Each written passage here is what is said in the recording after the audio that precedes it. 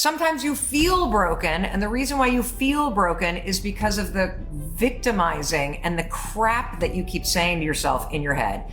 And today, that's going to stop. All these labels, they start out as just you trashing yourself once, but the more you repeat it, it sticks. You can break the habit of beating yourself up over the past. You're meant to feel comfortable in your own skin. You're meant to feel proud of yourself. You're meant to feel celebrated and encouraged by yourself. You can change. All right. Hey, it's your friend Mel Robbins, and I'm super excited because I am going to address a question with you today that I get all the time.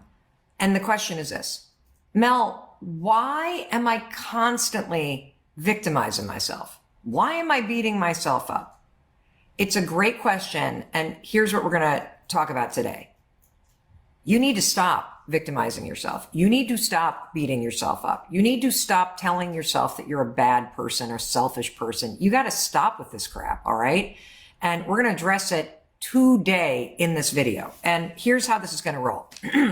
I am reading my international New York Times best-selling book, The High Five Habits You Cover to Cover.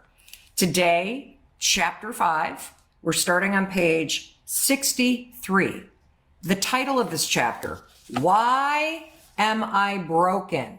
Or not, that's not what the title is. The title is, Am I Broken?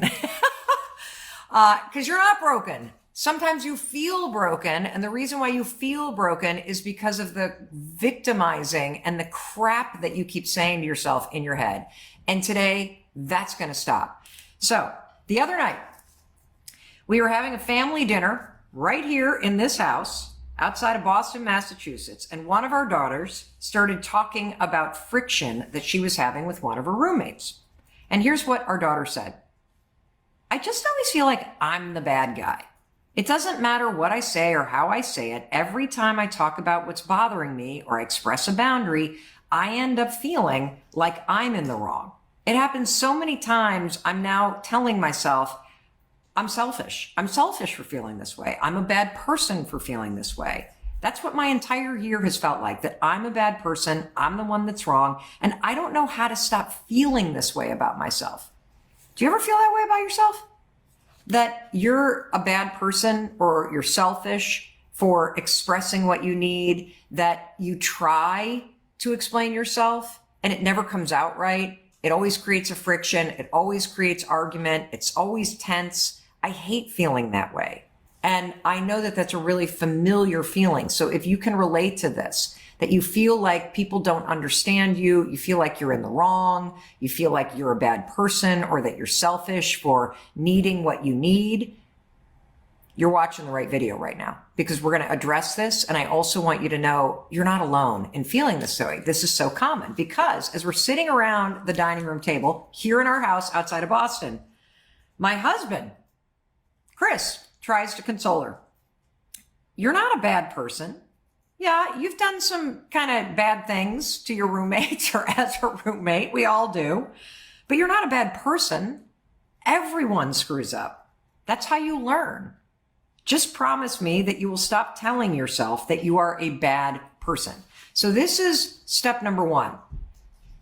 How to stop victimizing yourself.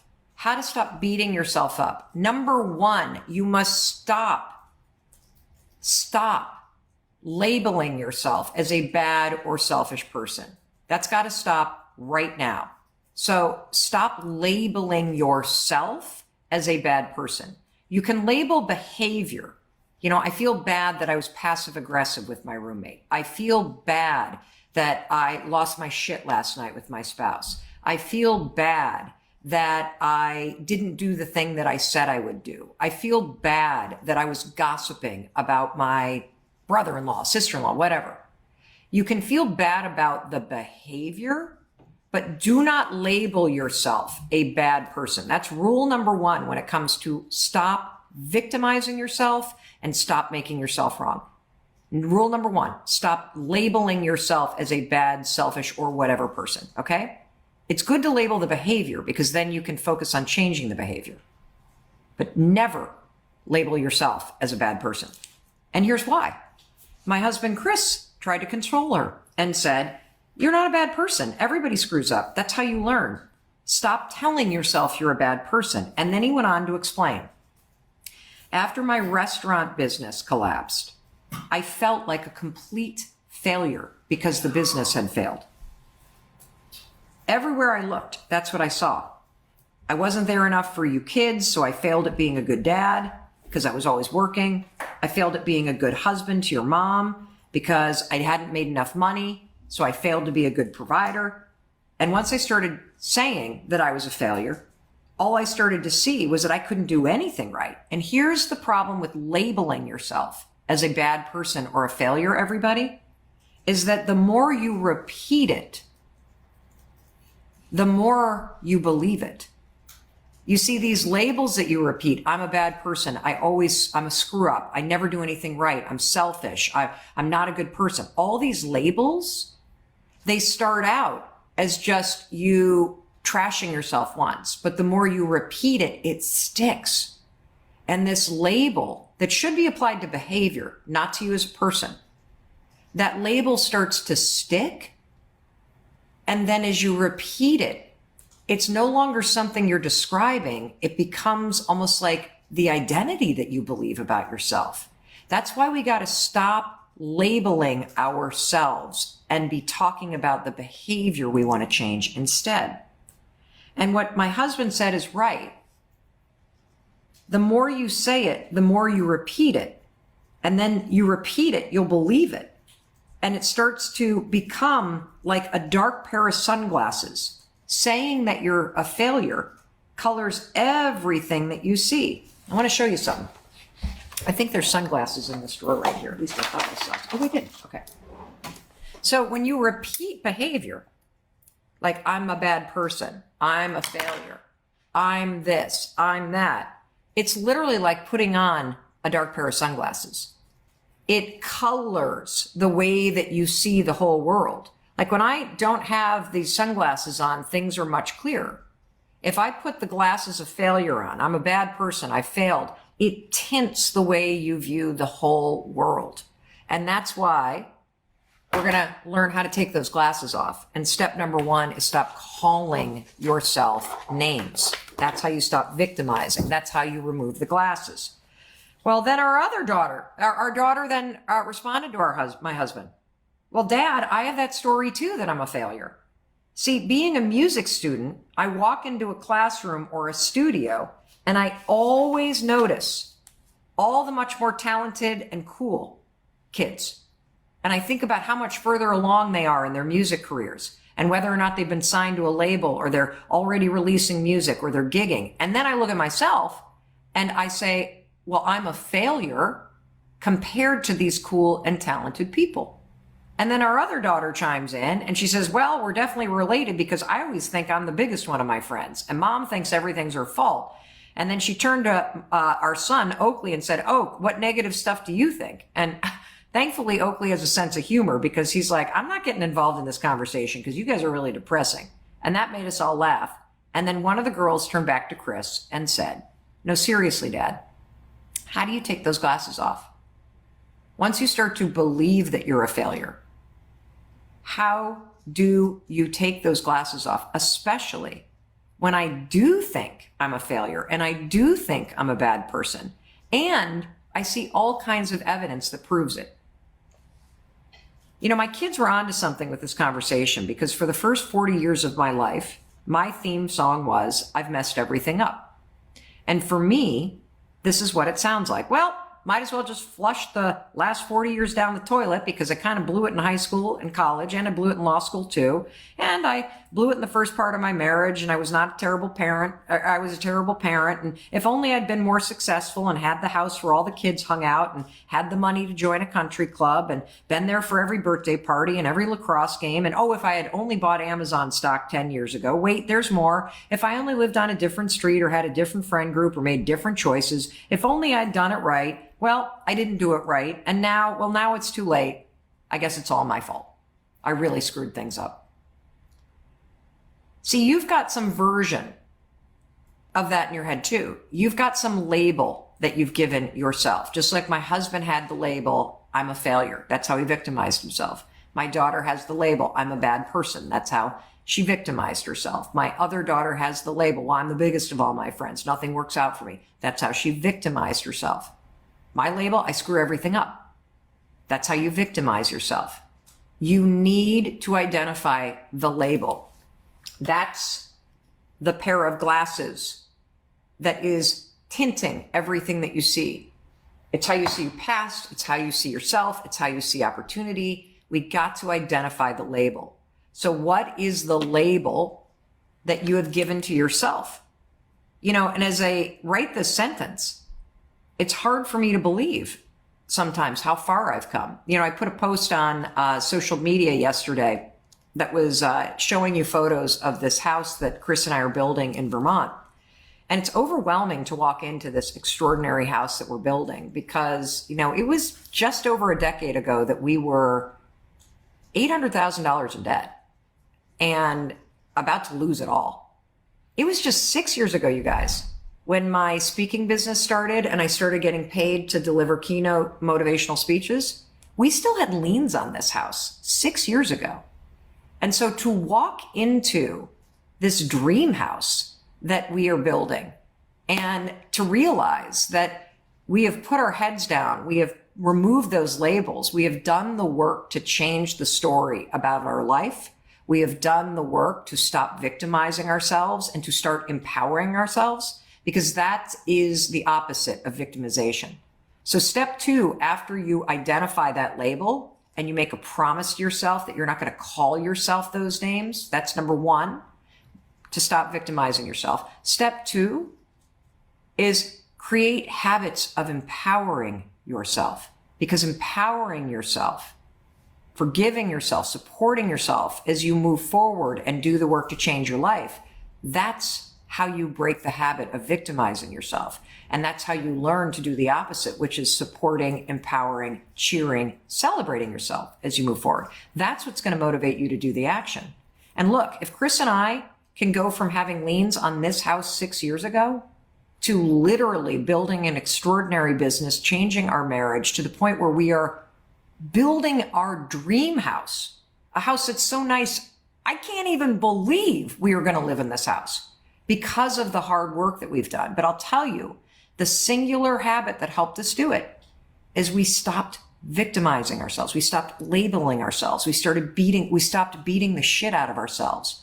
And we broke that habit.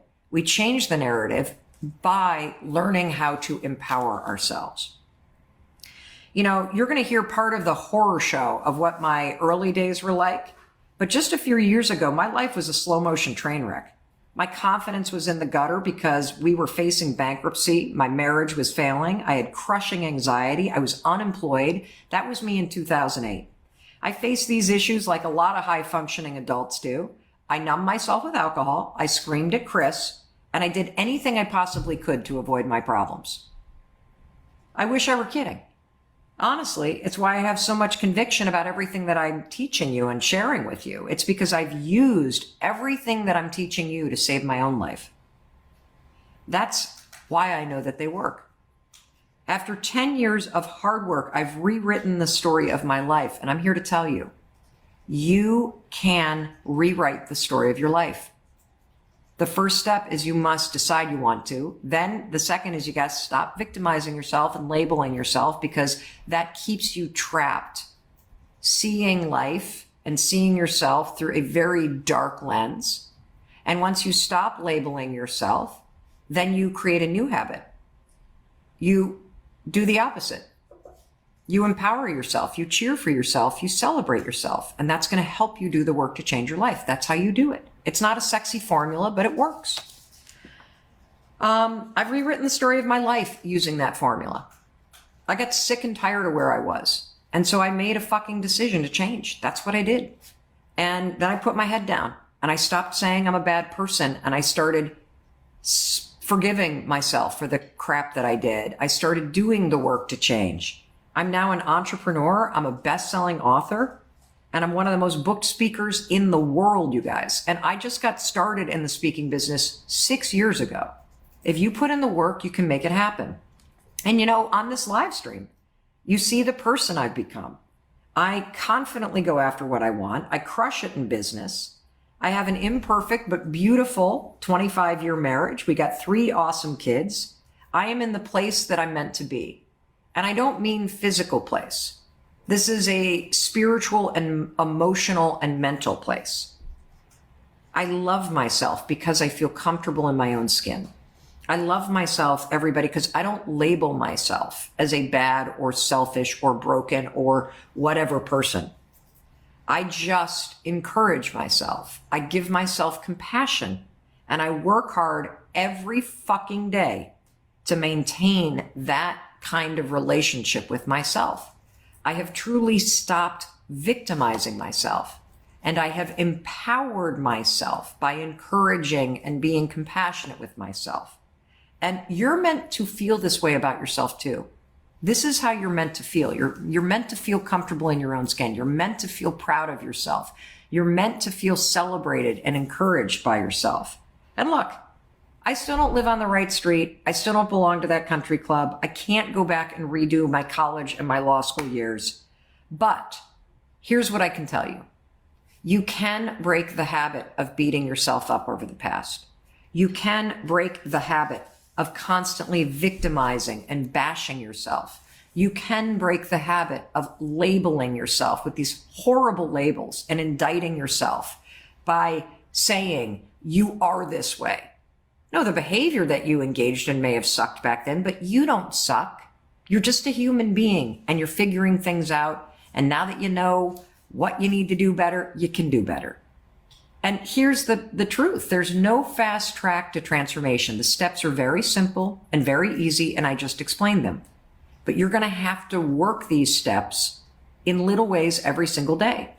You can't buy self-esteem or self-love. You're going to have to build it. And a club membership, a different house, it doesn't change what's inside you. The way you change what's inside you is it takes sweat equity. You're going to have to stand face to face with the part of you that you hate. You're going to have to stand face to face and look yourself in the mirror and stop labeling yourself and victimizing yourself and finally fucking forgive yourself for everything that you've done that you've regretted, for the hurt that you've caused, especially, by the way, for the hurt that you caused yourself. And then you do the work to become a better you. That's how you stop victimizing yourself.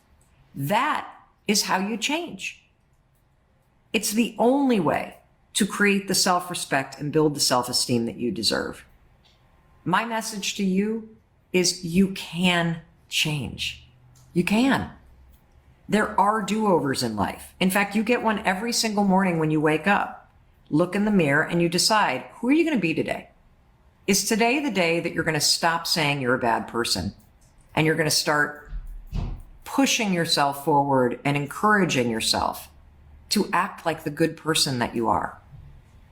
Is today going to be the day that you stop saying that you're a failure and you forgive yourself for the mistakes that you've made and you encourage yourself to start a new chapter, standing on top of all the wisdom that you learned based on those mistakes? That's where you learn shit, guys. It's not when you're winning. It's when things are broken. That's where you gain the experience and the skills that you need. You know, you can change. You can choose to change. You cannot go back in time, but you can start having your own back as you use the time you have now to take control of your future, as you encourage yourself to change your behavior, and as you start writing a new chapter that makes you proud. Not a chapter with the old label, a chapter with a new, encouraging approach to supporting yourself. You know, the hardest part, honestly, of doing this is flipping your focus from what you hate about yourself or your past, and you flip the focus toward what you want to create in your life. You know, I love the metaphor of driving a car forward. That's why a windshield is a lot bigger than the rearview mirror. You're meant to go forward.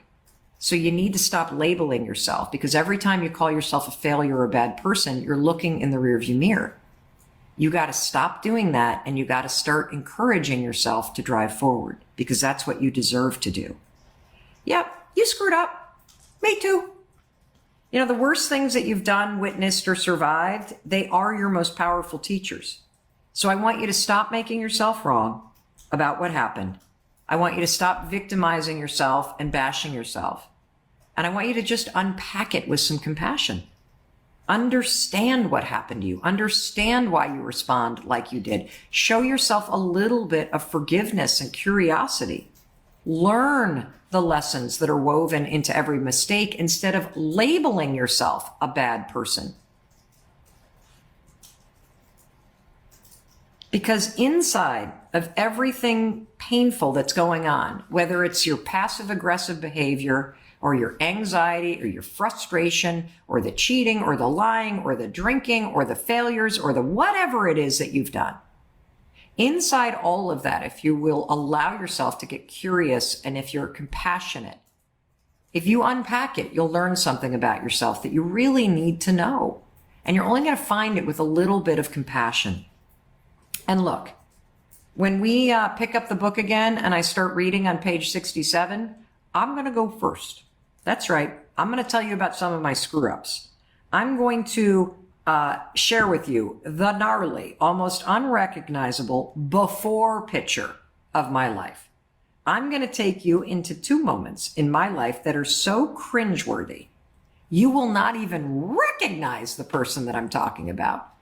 And sadly, they're 100% true.